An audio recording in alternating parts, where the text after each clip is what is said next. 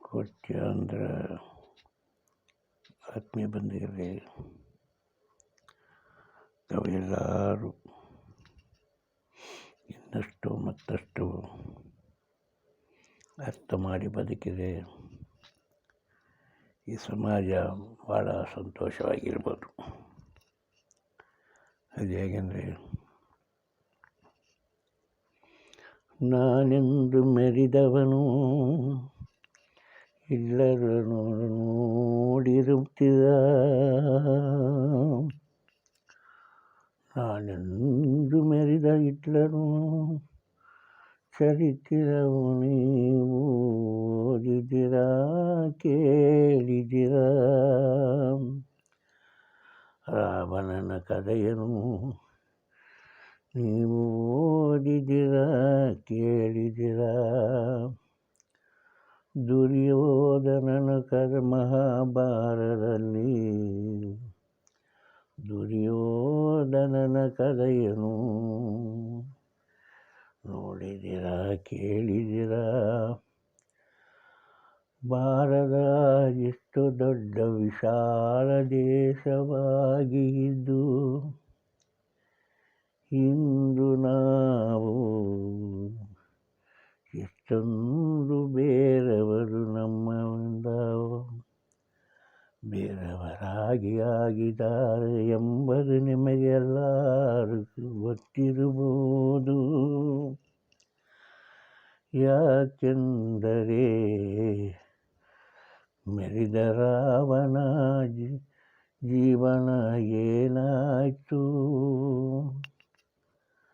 Hitler life ಕೊನೆಗೆ ಏನು ತಗೊಂಡೋದರಾಯಿತು, Hitler ಕೊನೆಗೆ ಏನು ತಗೊಂಡೋದರಾಯಿತು.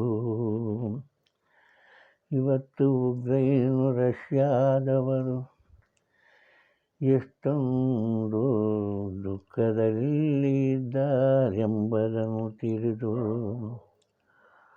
ನಾವೆಲ್ಲರೂ ಒಗ್ಗಟ್ಟಾಗಿ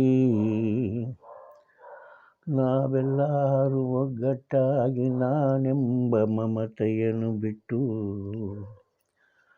ನಾವು ಎಲ್ಲರೂ ಒಂದೇ ಎಂದು ಒಗ್ಗಟ್ಟಾಗಿ ದುಡಿದರೆ ಸಂಸಾರವೇ ಆಗಲಿ ಸಂಬಂಧಗಳೇ ಆಗಲಿ ಊರೇ ಆಗಲಿ ದೇಶವೇ ಆಗಲಿ ಒಗ್ಗಟ್ಟಾಗಿ ಬದುಕಿದರೆ ನಾನು ಎಂಬಾಗವನ್ನು ಬಿಟ್ಟು ನಾವು ಎಂಬ ಮನೋಭಾವನೆಯಿಂದ ಬಾಳಿ ಬದುಕಿದರೆ ದೇಶವನ್ನು ಅಭಿವೃದ್ಧಿಯಾಗುತ್ತೆ. ದೇಶಕ್ಕೆ ಸೇವೆಯಂತ ಪೊಲೀಸು ಕೋರ್ಟ್ ಬೇಕಾಗಿಲ್ಲಾಗುತ್ತೆ. ನಾವೆಲ್ಲರೂ ಜಗಳ ಮಾಡುವುದು ಬಿಟ್ಟು ನಾವೆಲ್ಲರೂ ಒಗ್ಗಟ್ಟಾಗಿದ್ದರೆ ಒಂದು ಮನೆಗೂ ಬೀಗ ಬೇಕಾಗಿಲ್ಲ. ನಿಮ್ಮನ ಬಗ್ಗೆ ನೀವೇ ತಿಳಿಯರಿ, ನಿಮ್ಮನ ಬಗ್ಗೆ ನೀವೇ ತಿಳಿದರೆ ನ್ಯಾಯ ಎಲ್ಲಿದೆ ಎಂದು ನೀವೇ ಸಮಾಧಾನವಾಗಿರುತ್ತೀರಾ. ಮೆರೆದವನ ಹಿಟ್ಲರ್ ಜೀವನ ಏನಾಯಿತು, ಮೆರೆದವನ ರಾಮಾಯಣದಲ್ಲಿ ರಾವಣನ ಜೀವನ ಏನಾಯಿತು, ಮಹಾಭಾರತದಲ್ಲಿ ದುರ್ಯೋಧನ ಜೀವನ ಏನಾಯಿತು. ತಾಳಿದವನೇ ಬಾಳಿದಾನ ಎಂದು ಧರ್ಮರಾಜ ನಮಗೆ ಕಲಿಸಿಕೊಟ್ಟಿರುತ್ತಾನೆ. ತಾಳಿದವನೇ ಬಾಳಿದನೆ ಎಂಬವನು ಧರ್ಮರು ನಮಗೆ ತಿಳಿಸಿಕೊಟ್ಟಿದ್ದಾನೆ. ಆದರೇನು ನಮ್ಮ ಕುಯ್ಯುತ್ತ ಬುದ್ಧಿಯಿಂದ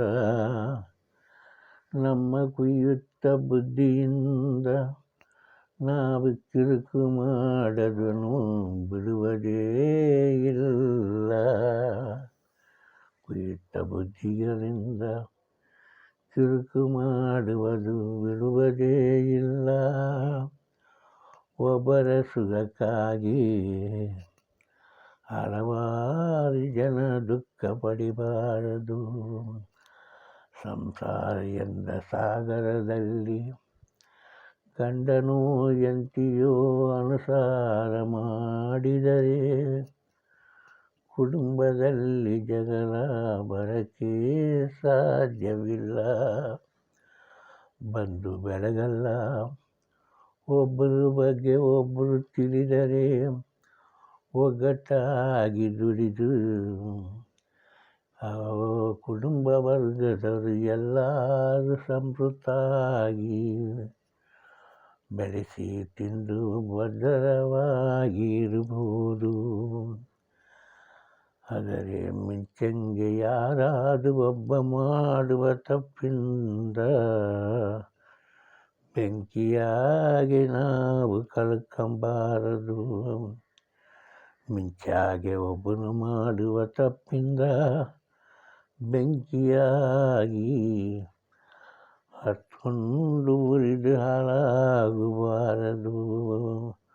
ತಾಳ್ಮೆಯಿಂದ ಯಾವುದು ಸರಿಯಾದು ತಪ್ಪೆಂದು ನಿಮ್ಮ ಮನಸ್ಸಿಂದ ತಿಳಿದು ಜಗಳವನ್ನು ಬಿಟ್ಟು